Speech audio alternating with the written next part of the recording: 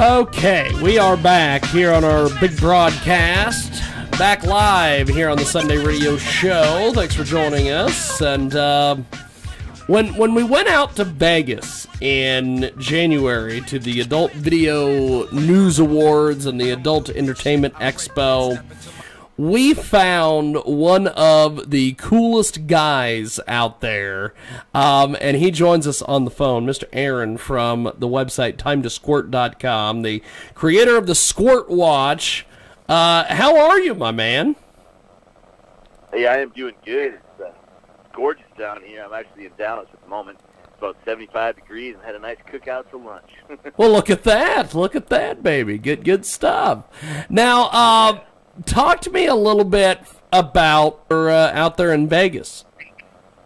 Yeah, so it's been an interesting endeavor. In fact, they even made an entire documentary about it. Yes. Released worldwide on February 5th called 1 Billion Orgasms with the numerical 1. Yeah, I let a film crew follow me for many years, actually, in the endeavor of not only just making the watch, but trying to promote it and, you know, help the world understand and lighten it a little bit. So it was kind of a neat pinnacle this last show. I had Stormy Daniels even signing in my booth, which was a caveat. I thought that was a pretty big honor that she was willing to sign in my booth. So now, how did you go through? How did you get that whole thing put together as far as the Stormy signing? Because that to me, even that, you know, a couple days before when you mentioned that to me when we were making our rounds at the expo, I'm like, there is so many moving parts to this thing. How in the world were you going to put this together? Take me through what that all was like, man. Yeah, so it was really interesting. You know, Stormy hadn't been really quite in that public scene for a while, and I think honestly that she felt very safe and secure in our booth, because not only it's not just, even though it's my booth, Time to Squirt, Marcus London is a really big part of. Has really been a big part of the whole process. You know, he's really considered the master in the world of this technique of making women have an ejaculating orgasm. Yeah. And he's been my face man for a long time. And of course, he's known Stormy for many, many years. Oh yeah. And I think between Marcus and some of the other individuals like Jay, that she felt like some of the older, more sophisticated male porn stars were really backing her, and that was kind of my booth, you know, for stability, I think. And she just felt safe there, so it was a pretty big honor that she was willing to do that. I would suspect an awful lot of people wish that she would have been in their booth.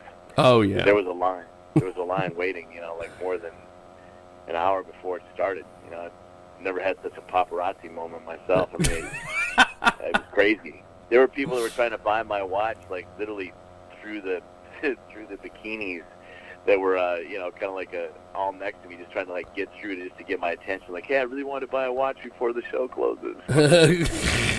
And her security guards are, of course, pretty significant. You know, not that the Hard Rock didn't have some good security guards, but these guys were they put them to shame. You know, it's like, yeah, I don't think you're going to get through those two guys. Not that they were really very much of an incident, but darn, that was they were pretty significant, I'll say that. Yeah. Now, take me through this documentary and having the film crew follow you and all this, because this is a heck of an undertaking as well. Well, it really is, you know, and in fact, it was interesting. I have another interview next week with another crew in Florida, and they asked me to put some interview questions together, and I was trying to get those questions together for you as well, just so you could see what they were. And one of the interesting questions that I think is worth reading is, you know, can you imagine somebody doing a documentary movie where you don't have any say in it, you don't know what they're going to necessarily, how they're going to present you or your story or what's happening? Because they said they had more footage than just for a mini-series. I mean, they had, you know, probably a week worth of footage. And I think a lot of their effort was really, they spent almost a year editing. trying to get stuff together. In fact, the main producer from Sweden almost flew out just to try to take some footage of Stormy in there, maybe a sequel of what's happening.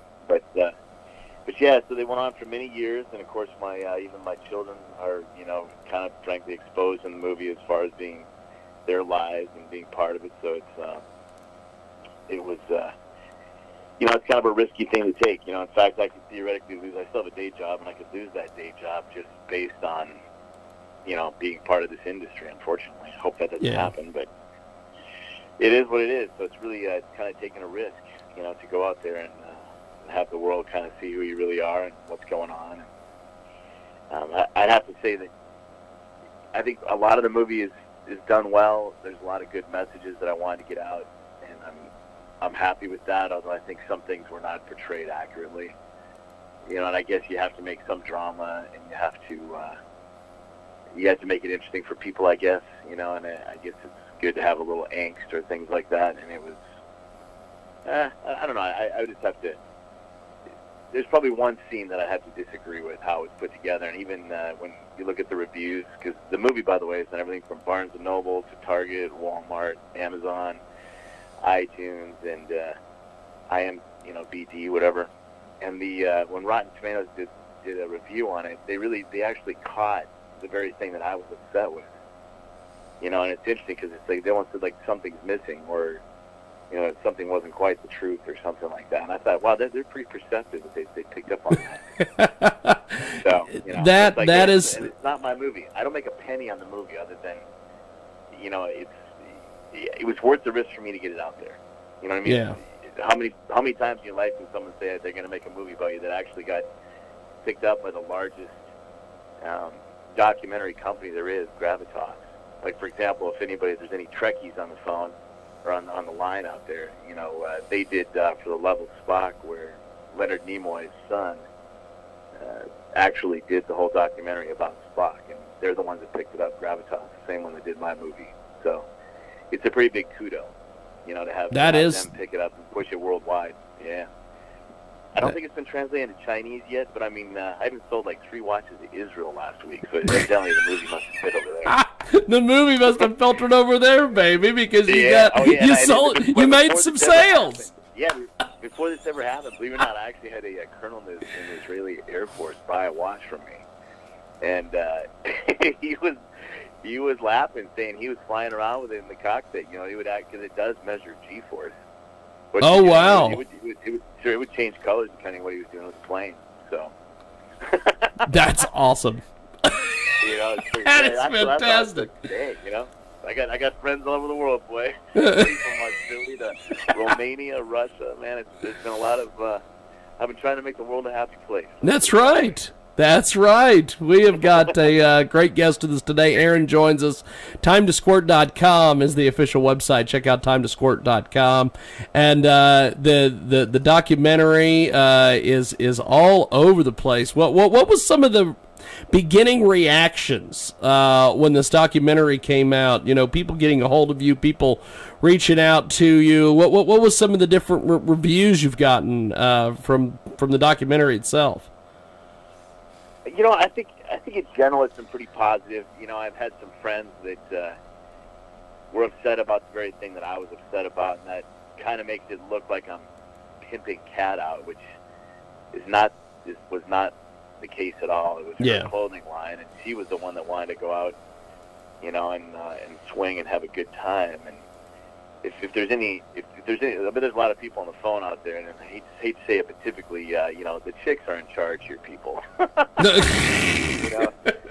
Whoever thinks the guys are in control, no, man, the chicks are in charge. So but it almost looked like I was trying to, I don't know, it was a lot of things were taken out of context to make it appear that way, and that was one of the only things I kind of disagreed with, I guess. Yeah. About the movie, because she had a good time and she enjoyed herself, and she's a wonderful person. So, but yeah, I think some of the reactions were interesting. I had classmates, of course, back from high school that really loved it. If you watch the movie, it's actually a documentary about me, which includes my history growing up from a kid, all the way to how in the world did I end up making this device that you can wear on your wrist to basically make a woman having an ejaculating orgasm in 10 seconds flat. How in the world did I go from a kid growing up in Twig, Minnesota to where I'm at today? How the heck does that happen? Part of that was a love affair with the gal, Laura. And also I have 2 ex-wives in the movie, and I haven't heard from any 3 of those yet, but I think it's going to be quite an interesting conversation when they contact me. That's awesome. That is awesome. I think there's a lot of feedback still to happen. It's right now you still have to basically purchase it. Yeah. After 90 days, it typically will hit the HBOs or Showtimes, Hulu, and after that it's Netflix. So it'll be a while, I think, before real large distribution hits.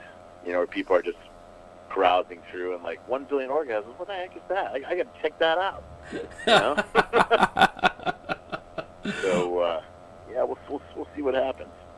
We have got a great guest with us today. Aaron joins us. TimeToSquirt.com is the official website. He's got the documentary out there as well. Now, after the Vegas experience, I just wonder, was it worth the time, the headache, and the hassle to go out there? Because we've talked to various people who have, had booths at the Adult Entertainment Expo in the past, and a lot of them are like, yeah, I made some sales, and yeah, I made some contacts, but man, all the hell that I went through trying to get flights booked and everything, but you seem to be having a blast all the way up to like the final day when we were out there. Exactly, and I do, and that's, I guess I have different expectations. I did sell all the watches I brought with me, and it's not really, that show isn't for me to make money. That show is really actually to make contacts, to, more of a promotion. I run into interesting people that I wouldn't have run into. Like, for example, they're running a free ad in Houston Night Moves out here. And that's because that gentleman happened to stop by and see what I was doing. And that probably wouldn't have happened otherwise. In fact, he's trying to get me in the Adam and Eve stores in Houston, for example. Wow. Which is an irony. Yeah, which is an irony because the guy, Bob, that runs that, the main head honcho of Adam and Eve, Bob Christian, has wanted to purchase my company and my product for many years. And he's been a good friend to mine, so it's interesting that the route I tried to go. And honestly, a lot of people do that. They'll try to create a product, patent it and everything, and you sell it to someone else that can really has the distribution channel to push and everything. And what I didn't want to have happen is I didn't want to see the product end. I didn't want it to, I think I'm so passionate about the topic that I know that it can't end as long as I don't sell it to somebody else. Yeah. I can push it any and every way I want to. You know what I mean? So that's the reason that I haven't, I guess, sold the rights to somebody else. Yeah. Lots of people are helping promote it and the like, but yeah, it's good stuff. It's really interesting. I specialize in biomedical electrical engineering, and I actually looked at literally the orgasmic plateaus of women versus men, and it's amazing what females achieve. I mean, it's most of ever, the big O's I've had in one day are 10. I haven't had a chick yet that didn't beat that record in an hour.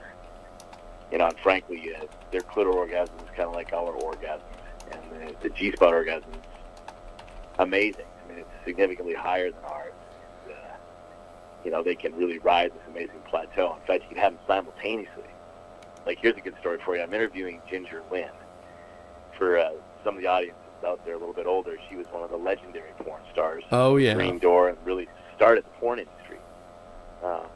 And she made a movie called The G-Spot, which was back in college. I'm all excited, sitting there drinking beer with my friends, looking at this pussy, Ginger's pussy.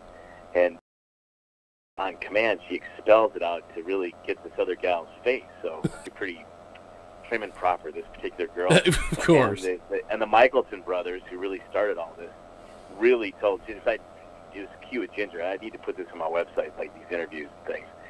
But she was explaining how she really thought the G-spot was the Ginger spot. I mean, she really didn't even know what the G-spot was. So it was pretty cute, And, of course, what I wanted to talk to her about was, refuting the fact that it's not fake. It really is real. They really females really do ejaculate, and they can expel, a significantly large amount of fluid when that happens. Anyway, it was cute, because she's dated Billy Idol and Charlie Sheen. Oh yeah. And when I'm talking to her, I'm saying, what's really amazing is when you start having a clitoral orgasm, gals out there on the phone if you're listening, and you start having simultaneous G-spot orgasm. That's mind-blowing. That'll be, those will be the 10 out of 10 of your best orgasms ever. And this technique, what I call the I love you move, is a good way to make that happen, especially if a gal has your favorite toy and starts going clitorally, then you move in and do this technique, it's mind-blowing what happens to them. They're like, oh my God, to say the least. So in any case, but Ginger looked at me, and she goes, I've never had one of those. And I'm like, Ginger, no way. Like, you're like a legend. I mean, there's certain moments that I get starstruck, like, oh my God. Oh yeah. Yeah. Oh Jesus, kissed me like 3 times. I was like, oh my God, you kissed me. And it's really cool when you can become a fan essentially. It is, yeah, absolutely. And it's it's crazy when you can imagine this. 2 for sure fundamental orgasms in a gal. Clitoral orgasm and G-spot orgasm, and it's not a novel concept that they can have them simultaneously. It doesn't sound like, gosh, is that such a crazy concept? And yet most women haven't had it. So it's interesting. It is. But I had a gal from Florida write me today actually in an email because she had watched the movie, and I thought it was pretty interesting that her perception of it. It was really, it was really interesting, and it makes sense, because she didn't know what really went on behind the lines or other things, like she was, or some of the words here. I noticed in the film you tried to get the support of Nina Hartley, and she wasn't very receptive. You tried reaching out to the big names, and I know why. Nina. I mean, I love Nina. I think I have the utmost respect for her, and it was kind of put it like a big way in the movie. One of the few moments there was any kind of strife, and I guess when you make a movie, people want to have that strife, or they want to have conflict, I guess. Yeah. But it was more of she has her own G-spot movie, and it's I like her approach. It's great. As far as she knows what she's doing, and if you have a very loving, careful approach, of course you should get a girl worked up. Of course there should be a psychological involvement and get somebody really worked up and going. And I think from her perspective, my whole point on this is a scientific perspective. It's almost like I'm going to give you a tool that when you hit your knee, your leg's going to pop up. Your knee's going to pop up, your leg's going to pop forward like in the doctor's office, almost whether you want it to or not. Yeah. You see what I'm saying? And the reason that I did that is because I want couples to experience this. For the older people out there, I call it, you want to make wonder twins activate. That's awesome. You know what I'm saying? Because the woman doesn't think she can do it, and her partner doesn't think that they can achieve it. And so I wanted to make a very scientific method of, look, if you perform these steps, it will happen. You know what I mean? And so I think Nina's perspective was, well, that's not romantic, it's not getting in there, it's not working it up, and I don't disagree with her, but the problem is, this is more of a scientific way of just making it happen. Like, that's great and dandy, but there's an awful lot of people out there that, it honestly, and the whole technique really is the Superman thing anyway. You're going to achieve this in about 30 seconds flat. Not That's that you awesome. Can't warm them up and have a blast ahead of time. Whatever gets you going, watch your favorite porn, who knows what it is, right? But in fact, a lot of times I tell couples, hey, start having an orgasm. Make sure she actually has a clitoral orgasm first. It'll psychologically open her mind to having orgasms. Because who's to say what makes a woman horny or how to get her there? Like, if a girl's mentally locked up, like, I'm not going to have an orgasm no matter what, well, she probably won't,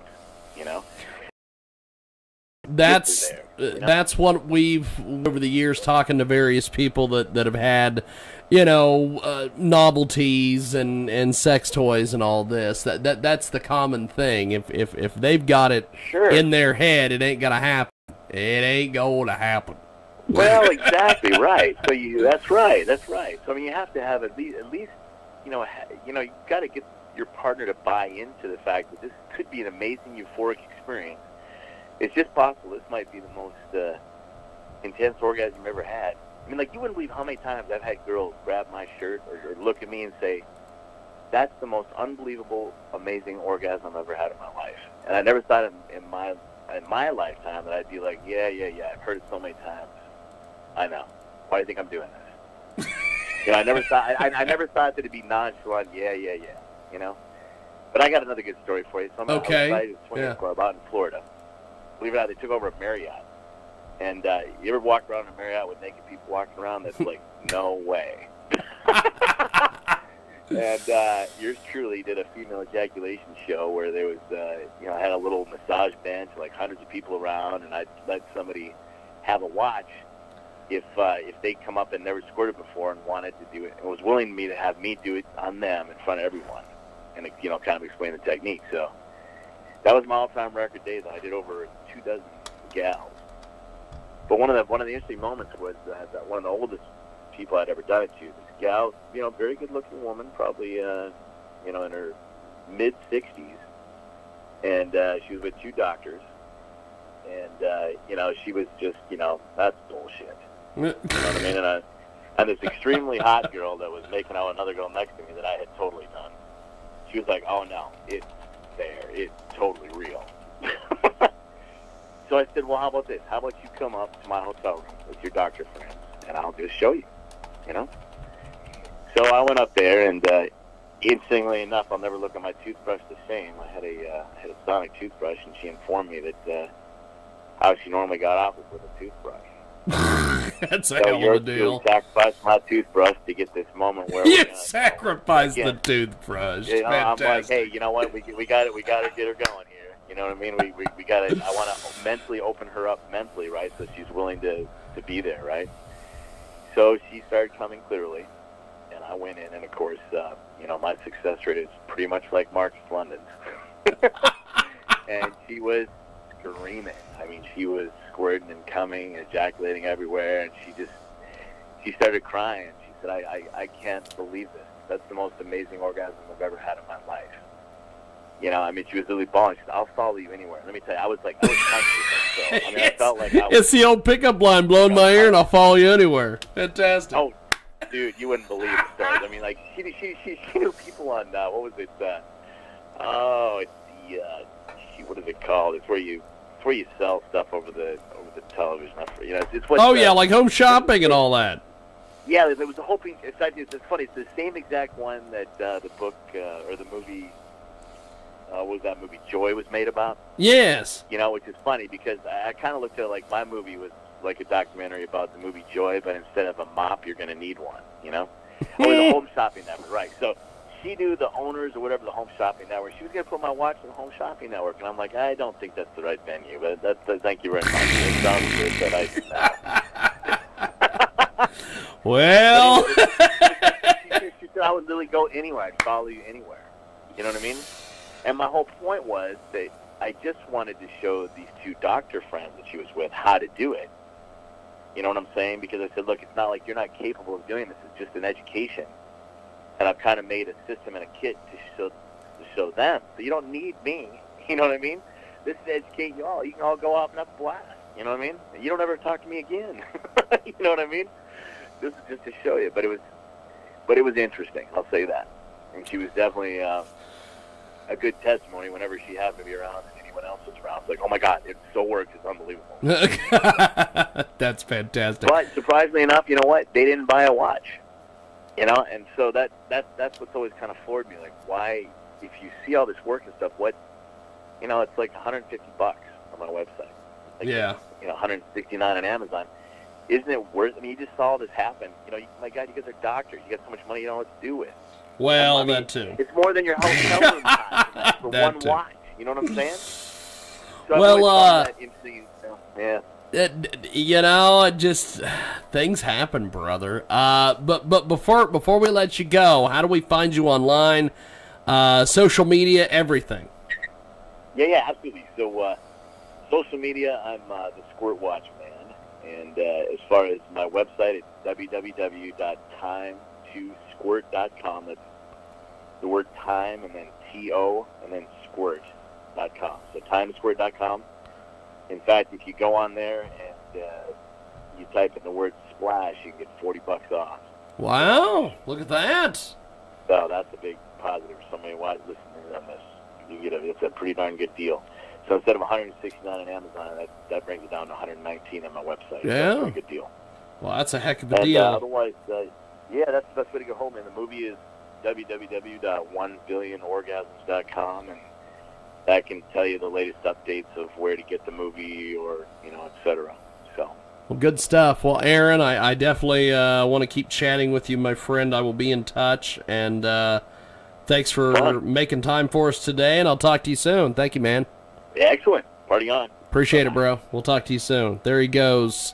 Aaron from TimeToSquirt.com. We are going to take a break and come back here on our world-famous Jiggy Jaguar